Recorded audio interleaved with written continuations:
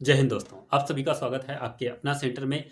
मैं आज आपके लिए फिर से लेकर आया हूं संविधान के भाग 3 से मौलिक अधिकार का अनुच्छेद 13 है। किसी शायर ने बहुत खूब कहा है कि लग चुकी है तलम मंजिल की, खुद को आग में झोंक देंगे। लग चुकी है तलम मंजिल की, खुद को आग में झोंक देंगे।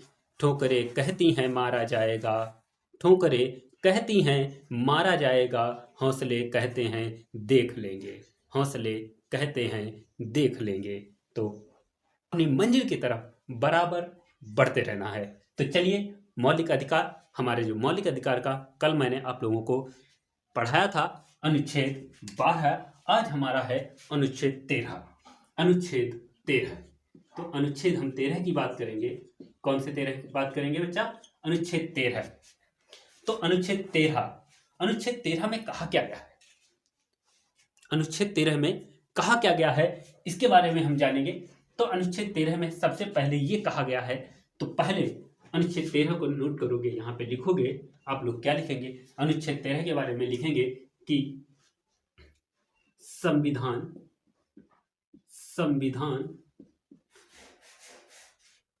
लागू होने के बाद, लागू होने के बाद मौलिक अधिकार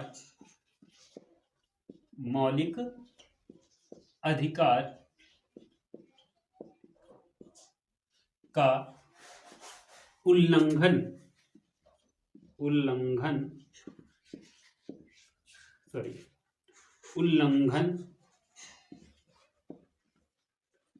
करने वाले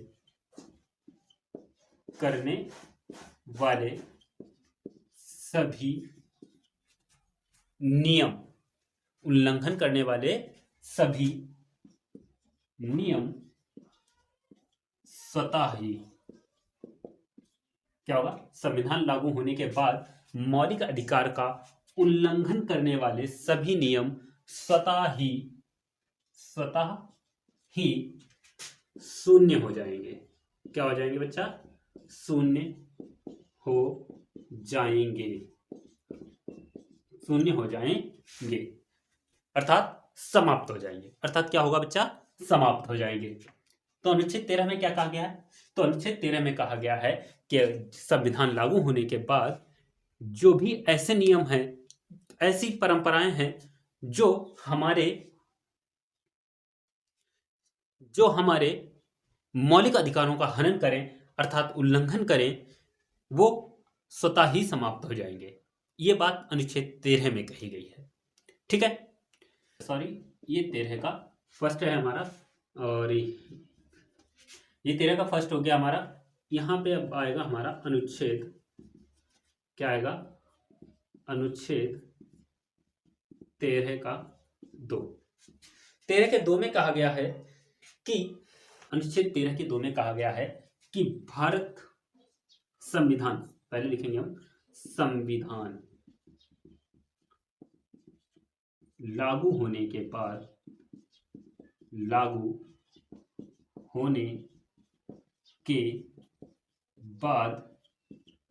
भारत में, किसमें बच्चा? भारत में। कहा? तो भारत में कोई भी ऐसा कानून, ऐसी विधि, लिख लीजिए, कोई भी ऐसी विधि नहीं बनाई जाएगी। क्या नहीं की जाएगी? नहीं बनाई जाएगी, बनाई जाएगी जो मौलिक अधिकारों का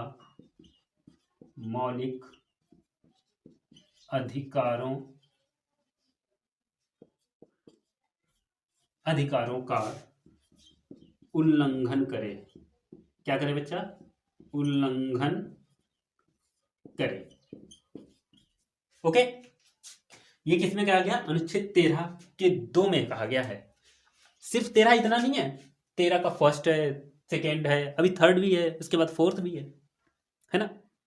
आप लोगों को सिर्फ इतना बता देते हैं कि अनुच्छेद 13 में कहा गया है कि संविधान लागू होने के बाद जितनी भी परंपराएं हैं, रूढ़वादी नियम हैं, वो सभी क्या हो जाते हैं, समाप्त कर दिए हो जाते हैं। इतना हो गया। लेकिन अगर बच्चा सही से पढ़ोगे ना, अनुच्छेद 13 में 4 खंड है। पहला खंड मैंने आपको बताया, दूसरा खंड मैंने आपको बताया कि संविधान लागू होने के बाद भारत में, कहा, भारत में कोई भी ऐसी विधि नहीं बनाई जाएगी जो मौलिक अधिकारों का उल्लंघन करे। ओके, इतना समझ में आ गया। चलिए, अब विधि, विधि होती क्या है। अब विधि कोई भाई मैथ की विधि नहीं है, समझ गया ना, मैथड नहीं है। विधि जो होता है, विधि को ही हम कहते हैं कानून। क्या कहते हैं बच्चा, तो कानून। क्या कहते हैं, कानून कहते हैं, मतलब नियम। कोई भी ऐसा नियम या कानून नहीं बनाया जाएगा जो आपके मौलिक अधिकारों का उल्लंघन करे। इसकी बात करेंगे हम, इसकी। तो 13 का 3 की बात करते हैं। तो अनुच्छेद 13 के 3 में कहा गया है विधि। अब विधि से जितनी भी विधि हैं उनके बारे में बताया गया है, कितने, कौन कौन सी विधि हैं, मतलब कौन कौन विधि बनाता है। तो देखिए, तो संसद के द्वारा निर्मित कानून, विधि कौन सी होगी, तो पहले लिखोगे नंबर 1, नंबर डाल के लिख लीजिए। नंबर 1, संसद के द्वारा, संसद के द्वारा निर्मित कानून।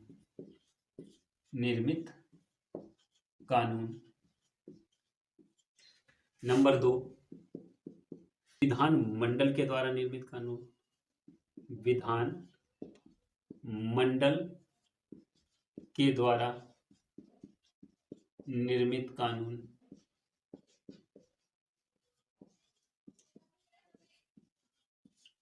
ठीक है। नंबर 3, बड़ा आसान तरीके से समझा रहा हूं, बहुत ही सिंपल भाषा में। अब देखिए, पहले में क्या कहा गया था, 13 के पहले में कहा गया था कि संविधान लागू होने के बाद अगर मौलिक अधिकारों के असंगत या उनका उल्लंघन करने वाले कानून हैं तो वो स्वतः ही समाप्त हो जाएंगे। उसके बाद दूसरे में कहा गया, 13 के दूसरे में कहा गया कि संविधान लागू होने के बाद भारत में ऐसा कोई भी कानून नहीं बनाया जाएगा, ऐसा कोई भी कानून नहीं बनाया जाएगा जो मौलिक अधिकारों का उल्लंघन करे। क्या करे, उल्लंघन करे। उसके बाद कोई भी ऐसा कानून या विधि, तो हम इसी विधि को परिभाषित किया गया है 13 के 3 में। इस विधि को मतलब कौन कौन लोग विधि बनाते हैं, तो संसद बनाती है, विधानमंडल बनाती है, राष्ट्रपति के द्वारा भी क्या होता है, अध्यादेश जारी किया जाता है, राज्यपाल के द्वारा अध्यादेश जारी किया जाता है। ठीक है। नंबर 3 में लिखेंगे राष्ट्रपति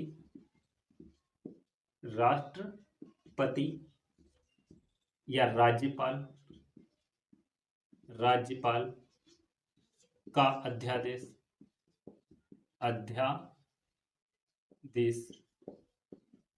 ओके।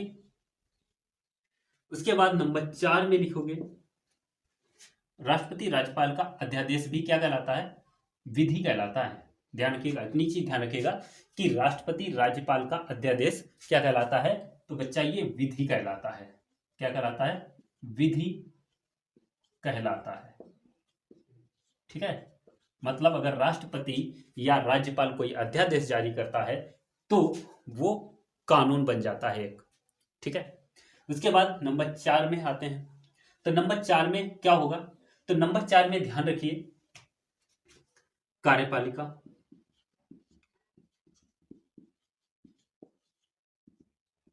द्वारा क्या होगा, कार्यपालिका द्वारा जारी की गई सूचना, जारी की गई अधिसूचना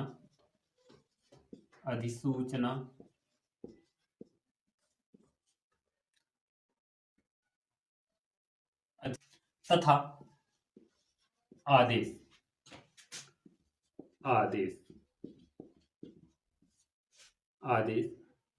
विधि कहलाते हैं। कहलाते हैं।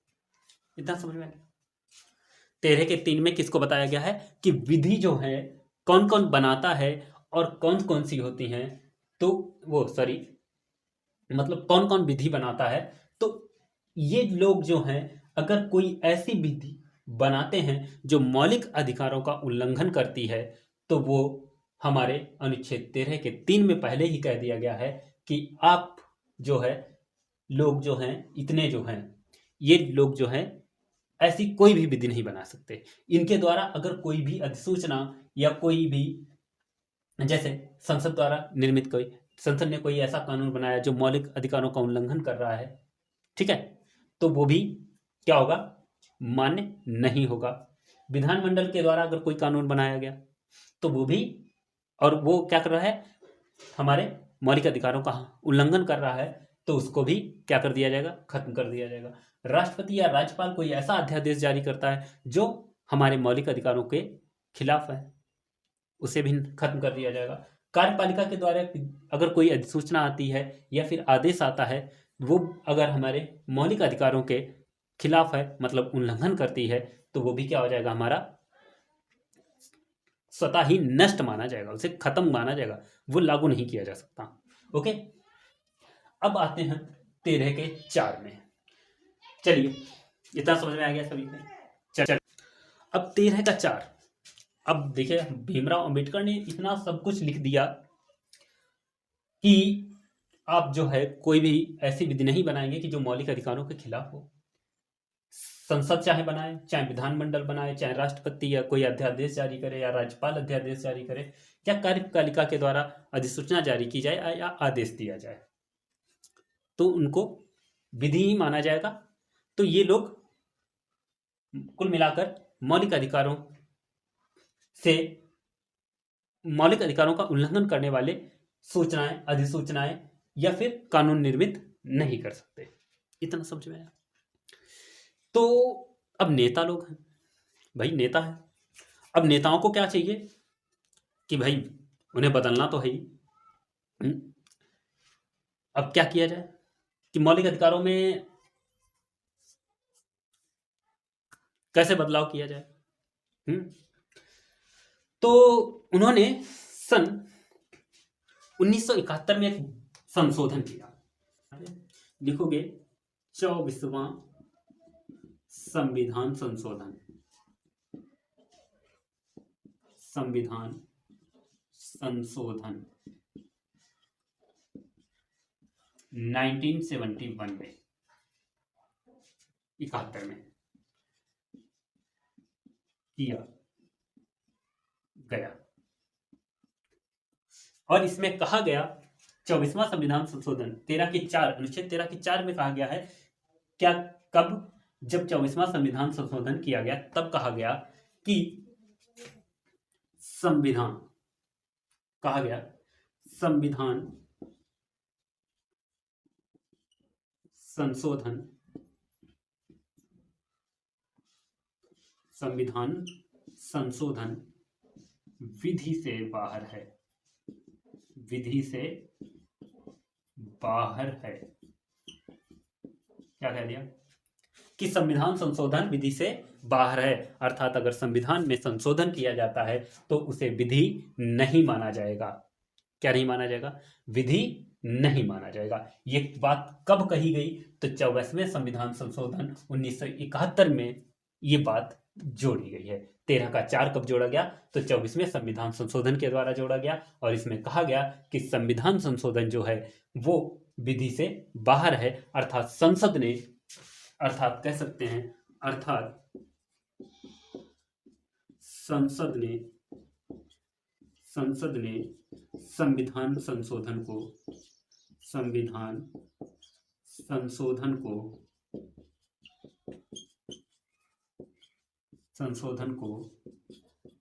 विधि नहीं माना,